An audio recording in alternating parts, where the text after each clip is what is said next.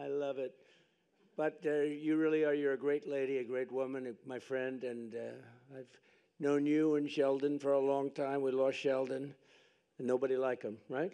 You would say that. Nobody like him, but nobody like you either. And he's very proud of you right now. Thank you very much. And I'd also like to thank Rabbis Yehuda Kaplun and Yaakov Kaplun, Senators Rick Scott, doing well. Where's Rick? He's doing well. I saw a poll. And another one who's doing well is Ted Cruz. Ted, stand up, Ted.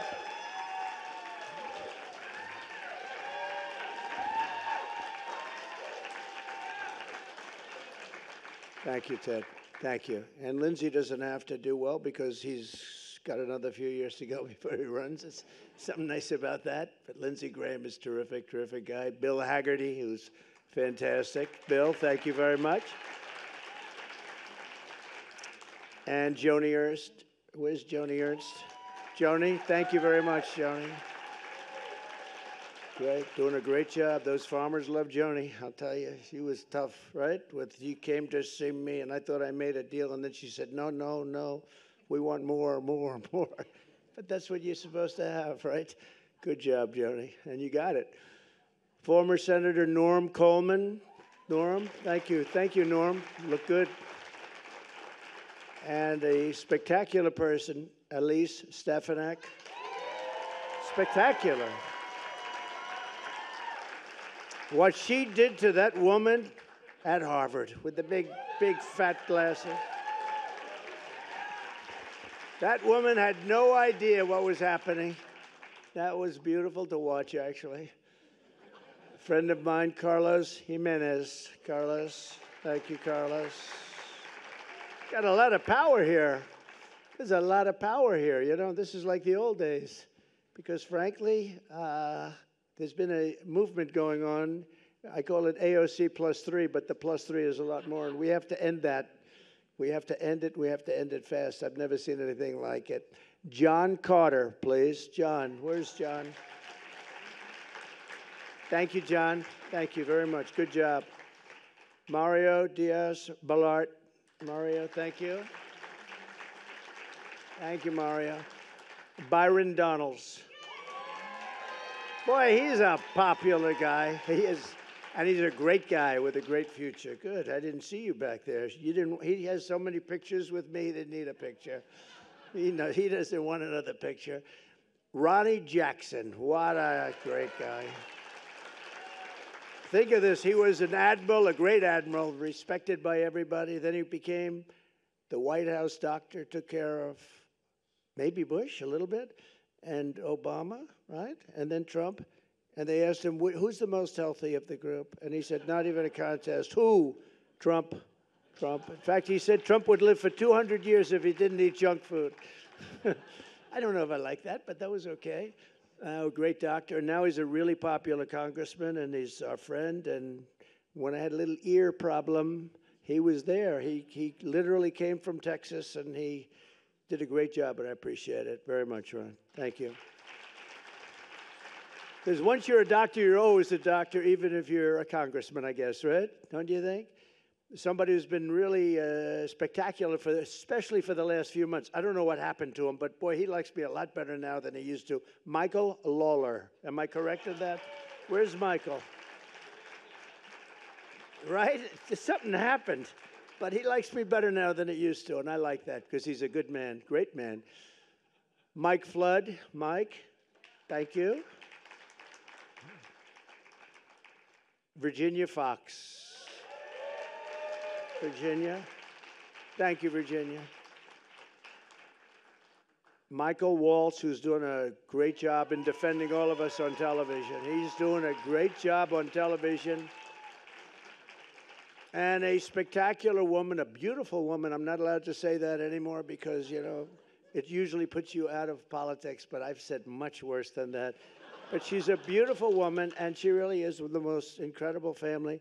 And she came to me about endorsing someone in her area who had no chance, and I said, okay, we'll do it, against an incumbent Republican that I didn't like very much and probably didn't like me. So we took a chance, Mary, didn't we? Mary Miller, we took a chance, and our candidate won in a landslide, right? So that was great. We don't like having to do that, but in that case, we had no choice. Ambassador Lana Marks, who was terrific. Thank you, Lana. Good job. You did a great job as ambassador.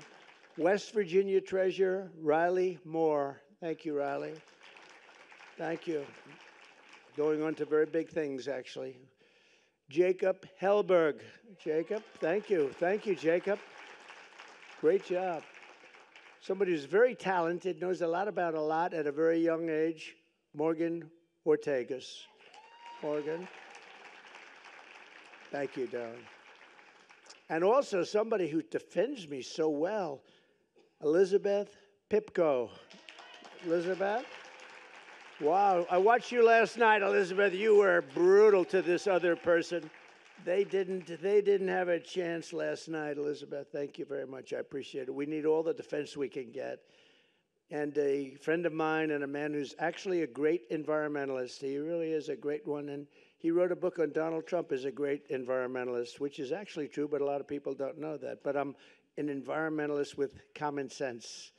I like buildings to have windows. You know, they'd like to close up all windows. The building should be built 90 stories tall, but that doesn't matter, but it can't have any windows.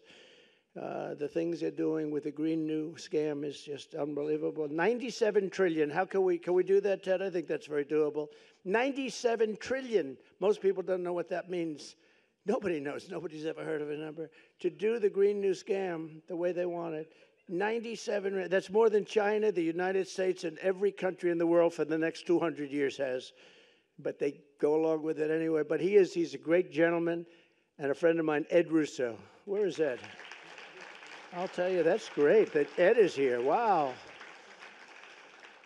Before we begin, I just want to mention some polls that just came out. And I've decided to go back to doing this because they never release the polls when they're good.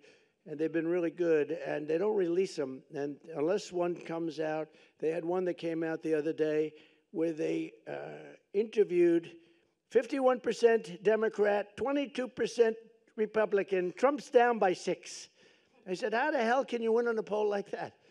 When you're down by, like, they interview 40% more Democrats, and then they say, if you're down by 6, that means you're actually winning by about 15. But we don't go with that, but we do go with the respected polls. And we go with polls because they don't want to release them because they've all been pretty good. In the very, very, I think, accurate poll over the last 9 or 10 years, I think Rasmussen's been really one of the best. And it was just released a little while ago. I'm leading by 8 points against a woman that you cannot allow to happen. I mean, honestly, you are generally Jewish people. We have a lot of good Christians there that love Israel, by the way. In many ways, they love Israel more than Jewish people love Israel, which is shocking, but nevertheless, we'll take it, right? We have a lot of great Christians that love Israel, but we're up by 8 with Rasmussen. We're at 52 to 44, so that's a big one. And we're up by 11 with independents in Rasmussen also. Just came out. That's a lot because, as you know, Rick Scott, we were talking about it a little while, and independents are very important. And when you're up by that number, that's a pretty good thing. Then the Emerson poll, highly respected. We're up in Arizona. We're up in Wisconsin. And we're up substantially in Pennsylvania. And those are the 3 that they did. And in the New York Times poll even, which is shocking because, you know, I wouldn't say they love me. I wouldn't say I love them either. But I'm up by 9 in the Midwest. That's a big one. And the Atlanta Journal-Constitution, we're up by at least 3 in Georgia. And CNN has us up. I love seeing like a CNN and then we're up. So if you're up 5, you're probably up 20 or something. But in CNN, we're up 5 in Arizona. The Daily Express poll has us up 5 in all of the battleground states, which is great. So I say 47 days from now, we're going to defeat Kamala Harris. You have to defeat Kamala Harris. More than any other people on earth, Israel, I believe, has to defeat her. You know that? And I've never said this before. I'm thinking, Miriam, more than any people on earth, Israel has to defeat her.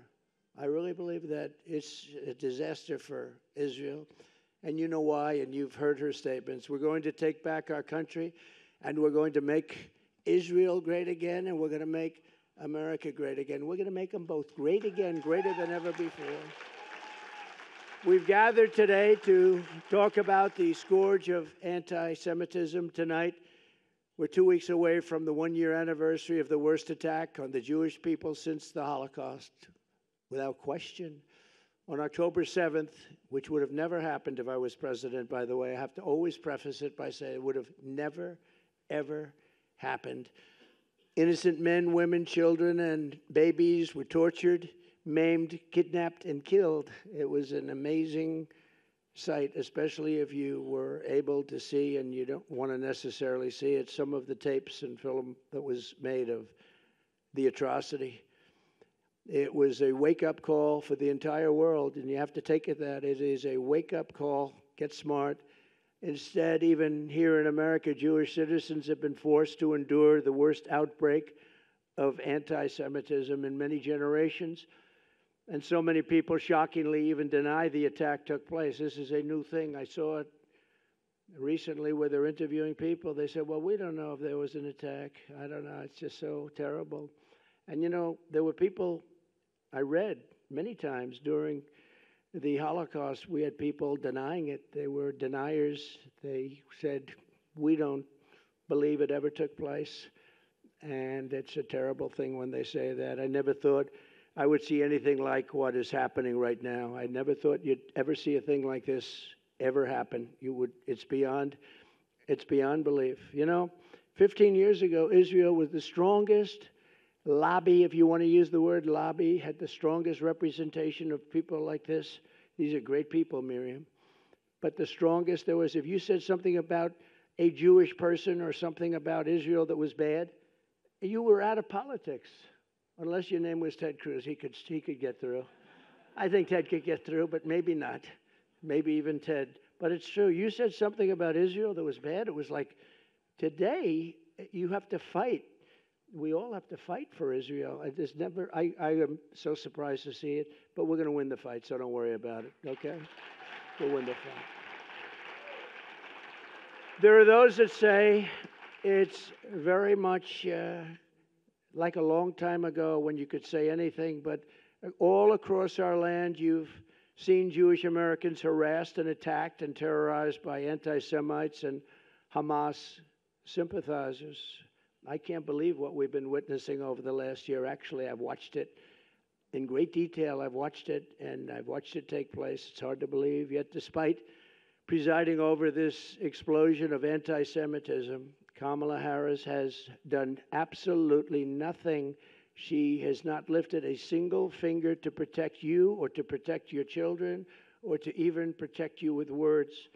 I'm here today to tell the Jewish American community that this ugly tide of anti-Semitic, pro-Hamas bigotry and hate will be turned back and crushed starting at noon on January 20th, 2025. Thank you.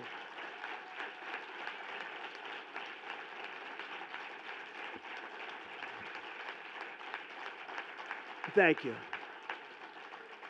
It will be a bright new day for the Jewish community in America. No longer will you have to walk the streets in fear. You're walking the streets in fear. Can you believe it? Young college students are afraid to go to college. It's not something that anybody thought they would ever hear or see. No longer will you be threatened on your college campuses. No longer will you be discriminated against in college admissions.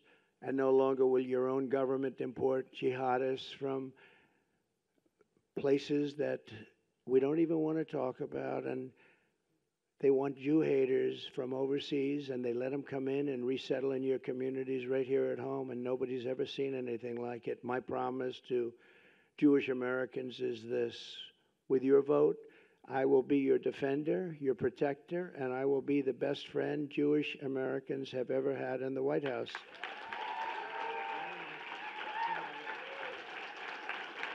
You know that. Thank you.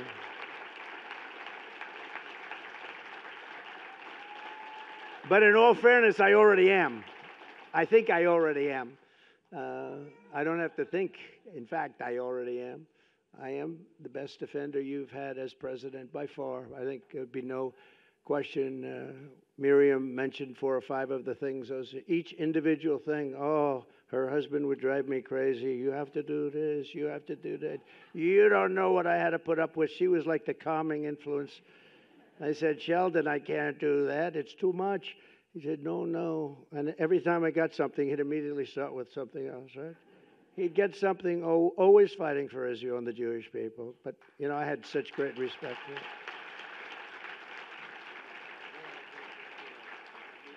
It's true, though. She had to sometimes tell him, calm down. You just had a big victory. Let's celebrate. No, no, we have to immediately start. Let's see if we can do Golan Heights. How about Golan Heights? They've been trying to get it for 72 years. I got it done in about 15 minutes, okay?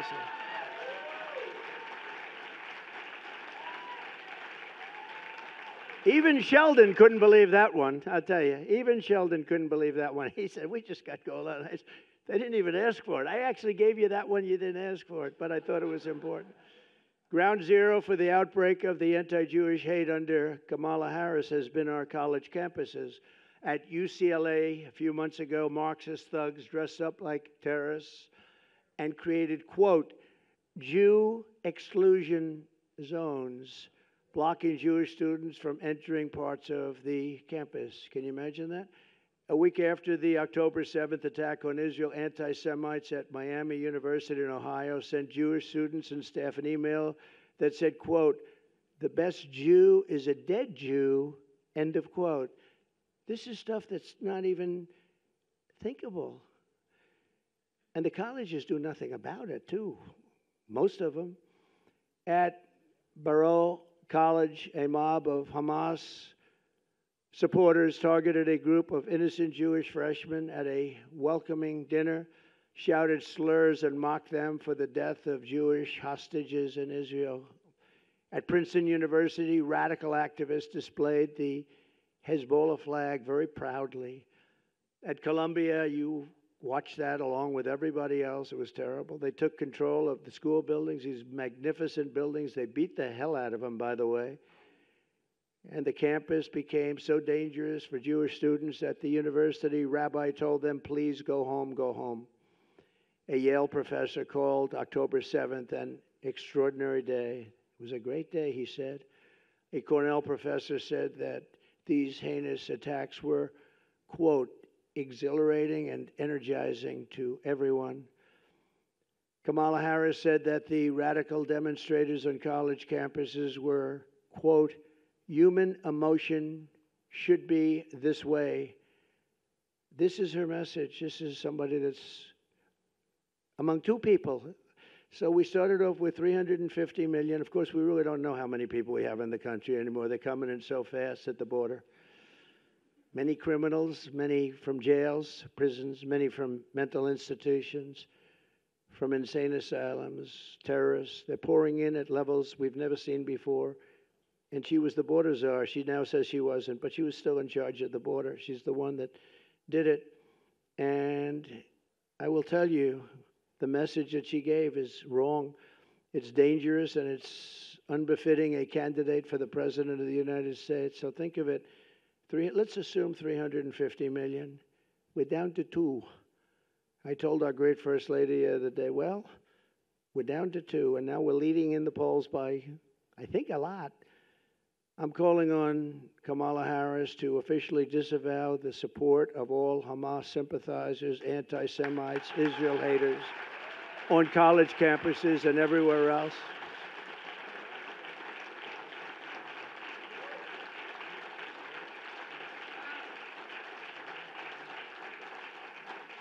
So I'm calling on her to do that, just disavow.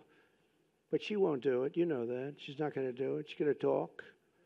She's going to talk about nothing, talk about the weather. And sadly, and I have to say this, and it hurts me to say it, you're going to still vote for Democrats, and it doesn't make sense.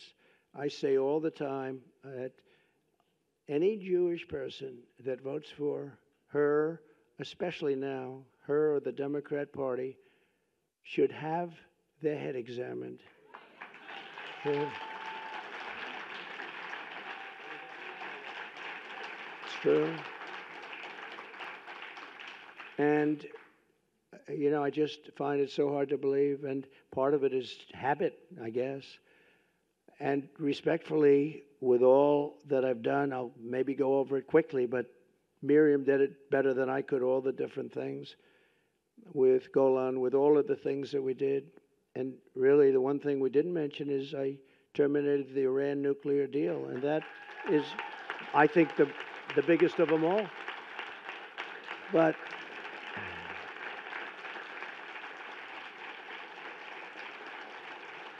thank you. The problem is we could have had a deal, any deal we wanted. Michael knows that better than anybody.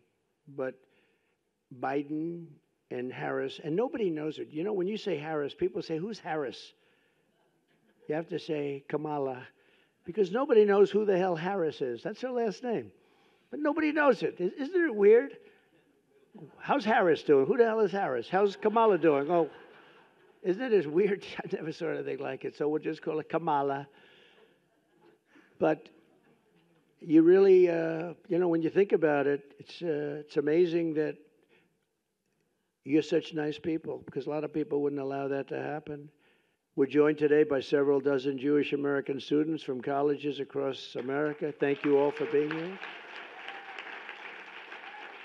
And here's what I will do to defeat anti-Semitism and defend our Jewish citizens in America.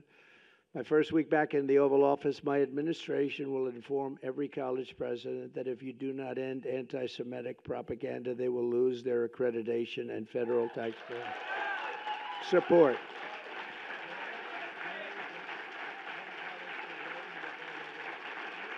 Thank you.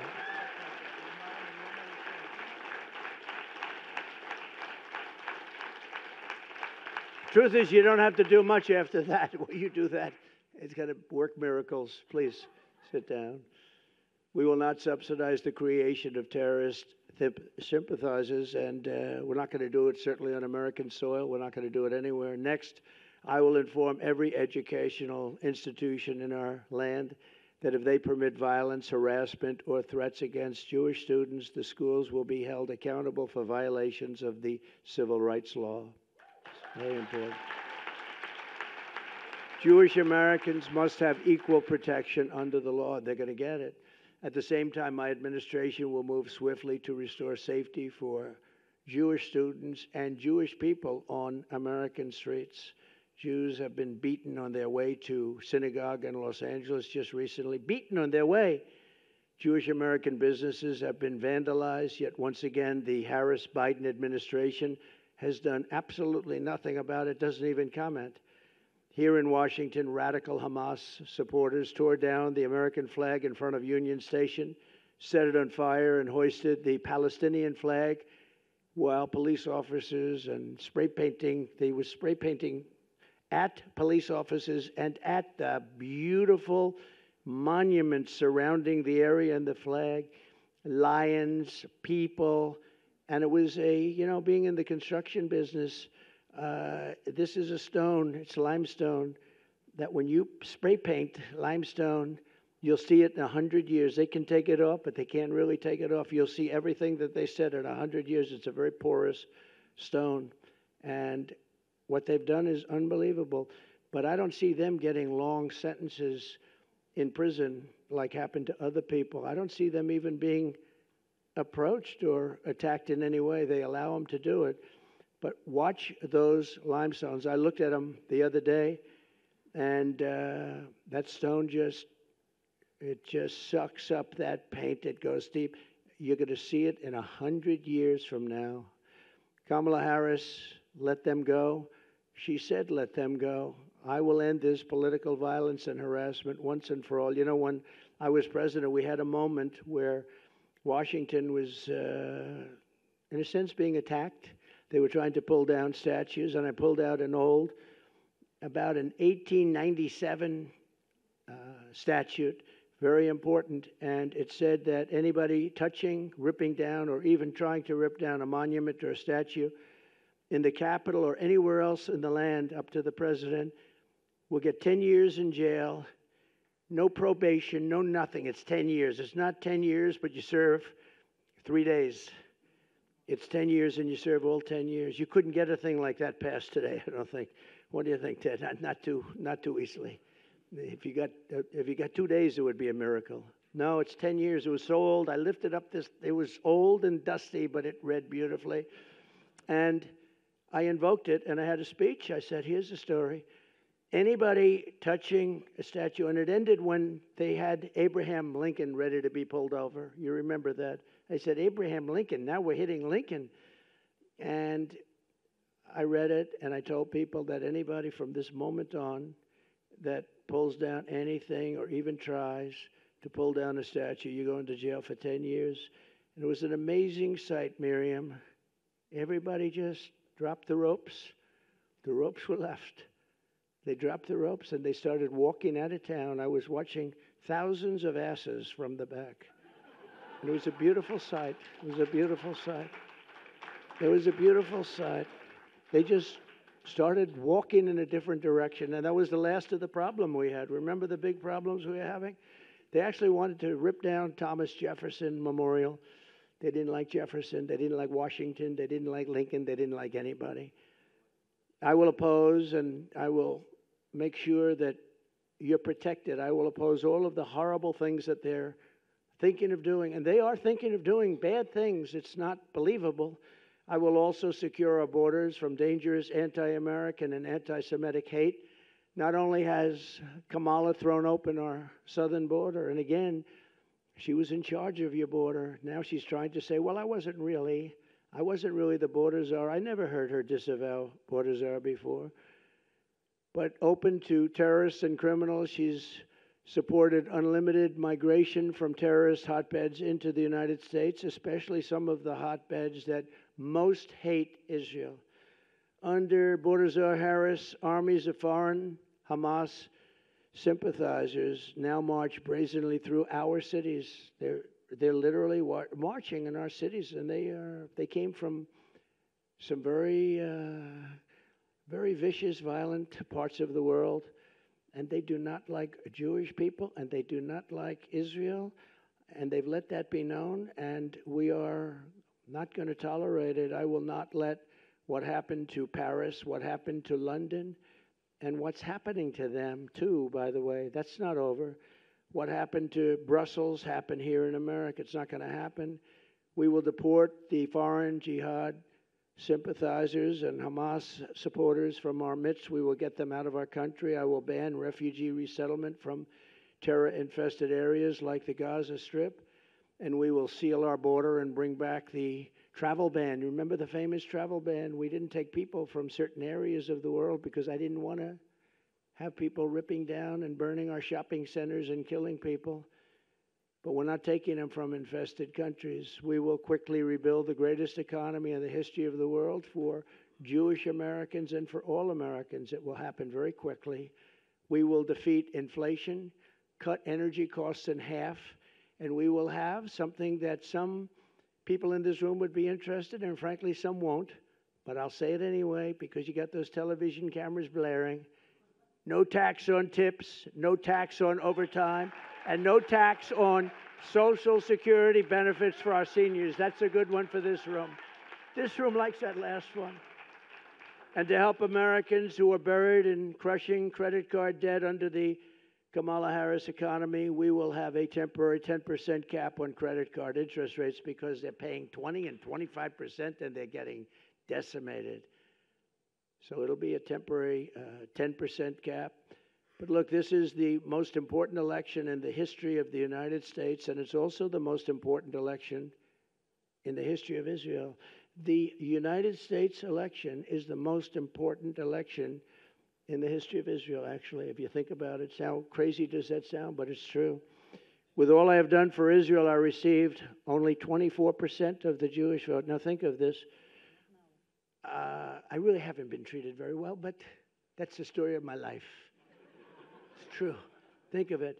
But I understood that because I wasn't really tested. I wasn't a politician, and I won, but I understood that.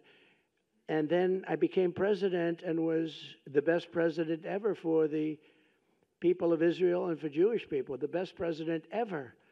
And I did more for them than any president has, and probably any president can do or will do, other than the current situation that's coming up, because I have a feeling that maybe that's going to be more than anything that was even done in the past, if you want to know the truth, because I think Israel's in big trouble. But I gave them, as Miriam said, Golan Heights. I gave them the Abraham Accords, which is amazing.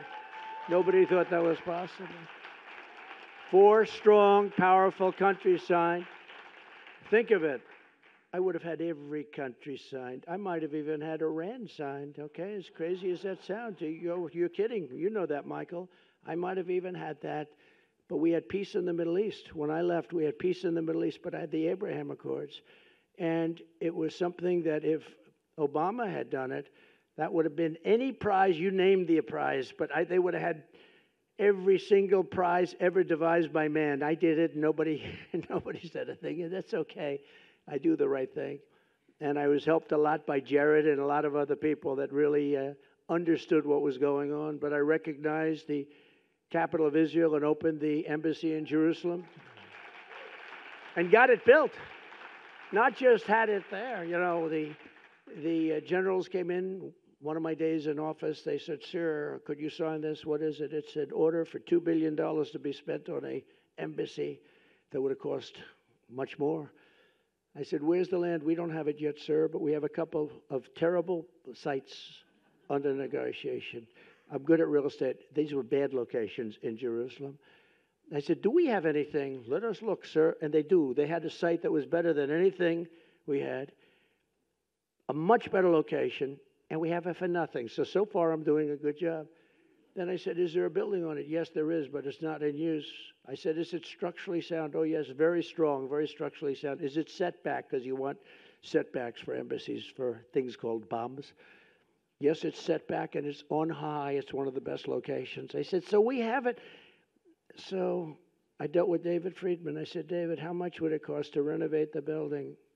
Give me a good price." And he came back and said $400,000. I said, "David, that's too low." This is the only time I've ever said this. Usually I say, "It's too high, cut them in half." This time I said, "That's crazy. From $2 billion, think of it, to $400,000. And I said, "That's too low. We got to spend more." And we ended up spending a little bit more than that, very little. And a friend of mine has, a couple of you have heard this, Jerusalem stone in his office building. And every time I walk by the elevator bank, he says, "Look at this stone. It's Jerusalem stone, so expensive." And I said to him, very successful guy, very rich guy, and he was complaining about the price. "It's Jerusalem." But every time, after 20 times, I said, "Don't tell me it's Jerusalem stone again." Right on the elevator bank, beautiful stone, Jerusalem stone. So I'm there, and I say, "Listen, by any chance," talking to one of the contractors, I said, "You think you could use Jerusalem stone? Is it expensive?" "No, it's cheap as hell. We're in Jerusalem." And we built the whole building out of Jerusalem stone. And we did it very inexpensively, got it opened in about 4 or 5 months. You would still be talking about your $2 billion building, Ted. That building would be under talk for about 5 more years, and then they'd spend $5 billion, and it would look like hell. This building is better. You'll never do better. Someday they'll rip it down and do some monster. But I was very proud we got it built. And most importantly of all, in my opinion, because I asked, what's the best? Golan Heights, is it? Is it Jerusalem, the capital, moving the embassy and all of that? What is the best? What's the best? Is it the Abraham Accords? And some friends of mine that are very smart, no, not even close. The best thing you ever did for Israel is you terminated the Iran nuclear deal, which was the worst deal ever made for Israel or for any country. That was the best. That's true. That was more important. Remember, that was more important than any of the other things, of the many other things that we did. The problem is that Harris, Kamala, And Biden did absolutely nothing with it. You could have made after the election, which we had a very bad thing happen with that election. Think of it. If that election were proper, you wouldn't have had Russia attacking Ukraine. You wouldn't have had October 7th. Would have never happened because, as you know, Iran had no money at that time. None. Zero. Nothing. They had no money to fund. There were stories about it, that there was no money for terror. You wouldn't have had inflation. You wouldn't have had that horrible leaving of Afghanistan in such a way, not the leaving because we were ready to leave. We would have left before them, but we were leaving with strength and dignity. That was the worst. I think it was the lowest day, the most embarrassing day in the history of our country. Because of that, probably that's why Putin won it. He would have never gone in with me, though. But all of these things, and on top of everything else, I gave them more than $20 billion, Israel. And I said, when I did it, I said, I'm the best friend they ever had. And still, in 2020, so remember, I got 25%. Now I did all of these things, and I got 29%. Think of it. So I wasn't treated right. But it's not me that's been treating badly. It's Israel, because you can make a big difference in the vote. You're going to be a big factor in the vote. I will say places like Miami and different places were great. But honestly, I went from 25 to 29. And based on what I did and based on my love of the same love that you have, I should be at 100. I should be at 100. But let me give you the bad news. A poll, I just told you how good the polls are, but we need every vote we can get. The current polling has me with Jewish citizens, Jewish people that's supposed to love Israel. After having done all of that, having been the best president, the greatest president by far, a poll just came out. I'm at 40%. That means you got 60% voting for somebody that hates Israel. And I say it's going to happen. It's only because of the Democrat hold or curse on you. You can't let this happen. 40% is not acceptable because we have an election to win. So after all of this, I went from 29 to 40%. And people that are smart said to me, friend of mine, Jewish, friend of mine loves Israel, loves everything about your religion and about your country, your place. He said, I can't believe it's happening. It's sad. And he started to cry, actually. He started to cry. With all of this, and he's a tough cookie. I don't think he cried since he was a little tiny baby. Maybe then I don't think he cried.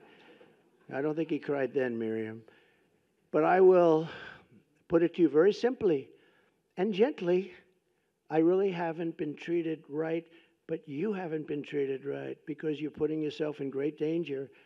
And the United States hasn't been treated right. So if I don't win this election, and I've been very good, they say Trump's been right about everything. I've been right about a lot of things. Even Ted will admit that. I've been right about a lot of things that a lot of people said, no, that won't happen, but a lot of bad things happened, and some good things I've been right about too. And I only want to be, so I'm not going to call this as a prediction, but in my opinion, the Jewish people would have a lot to do with a loss. If I'm at 40%, think of it, that means 60% are voting for Kamala, who in particular is a bad Democrat. The Democrats are bad to Israel, very bad. They'll never change because they have a section of their party now which has become amazingly and quickly very powerful, vote-wise. I mean, Chuck Schumer is a Palestinian. Who would have thought that was going to happen? What the hell happened to him? I saw him the other day. He was dressed in one of their robes. That'll be next. No, Chuck Schumer is Hamas all the way. I don't know what the hell happened to him. If you support him, you're crazy. I have never seen his change may be bigger than Kamala on fracking in Pennsylvania, okay? But if we don't win this election, Israel, in my opinion, within a period of 2 to 3 years, will cease to exist. It's going to be wiped out. That's what's going to happen.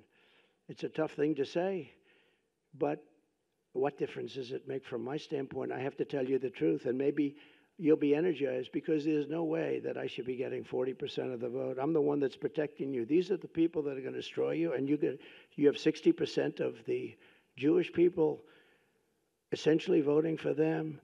If I do win, Israel will be safe and secure, and we will stop the toxic poison of anti-Semitism from spreading all over America and all over the world. We'll get it stopped.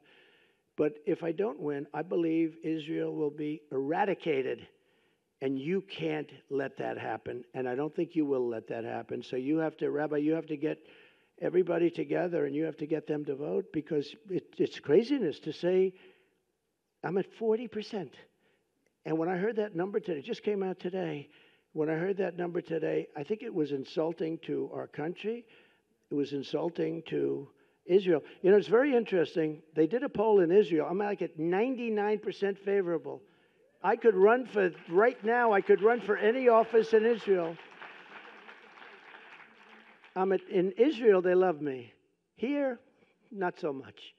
But they do love me in Israel. Miriam, I'm at 99%. Everybody loves me. I could run for prime minister. Would you like me as your prime minister? But I have to learn your language. That's a tough language to learn. I have to learn it in about 3 months. I have to learn it very quickly. But no, I'm most popular person in Israel. But here it doesn't translate. It's a strange thing. So we have to save Israel. Look, you're here for a reason. We have to save Israel. This is no longer games. This is no longer games. This is the saving of Israel. And I'm going to mention it. We're making a big statement in a little while at another conference, also very important. And I'm going to mention it again and again. I believe that Israel will be wiped off the face of the earth if I don't win. And that's a big statement. That's a horrible statement to make. And it's just the way I feel. And a lot of people in this room agree with me. Because look at what's happened in the last 2 years. I have never seen anything like it, where something has gone so down so fast, where even Jewish people are protesting in these groups. They're Jewish people. People wearing yarmulkes are in these groups that are protesting with 100,000 people. So they have to change their way, because with your vote, you can reject anti-Semitism in our schools, in our communities, in our foreign policy, and in our immigration system. But all of that starts by rejecting Kamala Harris at the ballot box. She is anti-Israel, and she is anti-Jewish, and you got to get smart to it.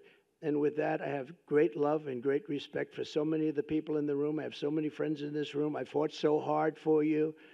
But it's time that you fight the real fight. And the real fight is to save Israel. Thank you very much. Thank you very much.